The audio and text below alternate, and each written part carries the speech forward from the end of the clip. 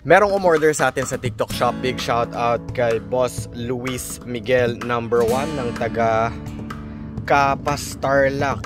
Okay, Boss Luis, just a quick video para ipaalam sa'yo na nakita ko itong order mo. We are going to prepare it today, Thursday, November 27. Taga Kapastarlac ka, boss.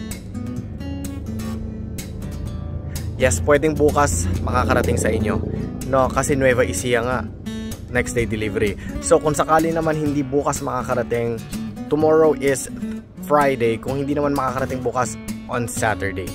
Pero I have Kapastarlac lang naman kayo, boss. Baka maaari tomorrow makakarating po sa inyo. Ito po marireceive ninyo, boss, yung in-order ninyo na raw honey plus free organic lemons. I will give you free organic lemons para pagbukas mo ng items, pagkadating sa inyo bukas o sa makalawa, pwede na kayo mag lemon juice. It's either hot or cold, no? These organic lemons came from Cordillera sa probinsya namin. Even yung honey sa probinsya din natin. Ngayon, si Boss Luis, meron din siyang isang komento sa isa sa mga videos natin. Nag-comment siya, paano natin malalaman ang pure sa hindi. Meron akong isang content na ginawa tungkol dyan, paano malalaman ang fake sa hindi, paano malalaman ang pure sa hindi. Nakapin sa account, meron atang 600,000+ views. Itatag ko po kayo para mapanood nyo, and then may demo po ako tungkol po doon.